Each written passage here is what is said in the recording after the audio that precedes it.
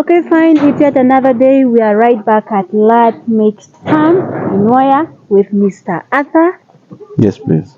Nice to meet you again. Me too, Fiona. You're most welcome. Thank you. So today we are talking about God's farming. Yes. As we know, this is one of the things that is mostly practiced in northern Uganda. So most people don't take it as a good project. You can get it, people doing it like one or two things, like something usual in our culture for you to have a God in your family. But then like most people don't take it basically for business. But here is Mr. Arthur, who has been doing these things for quite some time now. So today we are going to look in some of the important aspects to know when you want to venture into this business. Okay. So to start off, we shall see the financial part. Okay. Like, what do you need to venture into this business? Okay. The amount of money or other stuff? Okay.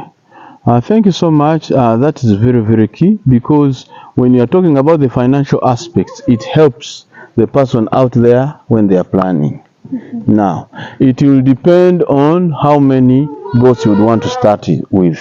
But still, there are other basics that you should bear in mind that you cannot, go against or avoid. And now, depending on the number of goats that you want to start with, you must have the money to buy the goats. If you are going to start with the local ones, you should be able to know that maybe it costs between 150 or 200 to buy a local goat. So if you want to start with, say, 10 goats, you should be able to have, let's say, 1.5 to 2 million shillings. That one is very key. That is one.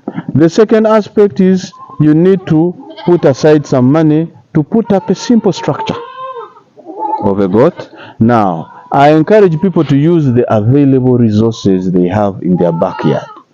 If you look here, you'll notice that I planted some trees along the fence. Those are part of those that I used to break, cut, and put as poles. Then I went ahead to look for used iron sheets and use them as roofing and also on the sides. I only incurred costs in terms of buying, let's say, nails and the hammer and so forth. So there's that little bit of money that you need when it comes to the structure. Once you have your animals on site, you are going to have some money that you're going to use to procure some medication. You must have a set of medication that you must have at your farm, because you're dealing with life. Just we say we have human life, we also have goat life. They fall ill, they get sick, and they need that medication. Now, in order for you to stock the right medication, you're supposed to get in touch with your district vet officer or a vet that has been recommended to you by the people that are into goat farming that they know out there. He will tell you the basics that you can go for. So once you do that, you stock that medication and have it available. It will help you when a goat gets sick. It can fall sick on a Sunday when you cannot be able to call a vet, and the vets are not as many. It may be very far away, but you need to call him to treat. Or if he's not able to come, if you give him a phone call, he'll tell you to describe what the situation is, and he'll refer you to the medication that he told you. You're able to pick that and do what? And be able to treat your animal. That's very important. Then, you are supposed to also have some money aside. It is important to budget for the vaccination of your goats. There are around the 5, 6, 7 killer diseases depending on the region where you are. And when you say region, you find that basically in Uganda we call it like one region. We also have the Kenyans, we have the Tanzanians, the other parts. So you find what is prevalent here as a disease may not necessarily be in another country. But here the vet officers, they'll be able to advise you and guide you on what to be able to vaccinate against. And you should be able to what? To buy that medicine, plan for that vaccination, and have a vet come. So you'll find the vet will going to charge you differently per animal when he's doing that service, and be able to have that money. But most important also, remember, it is a business. It takes a while to grow.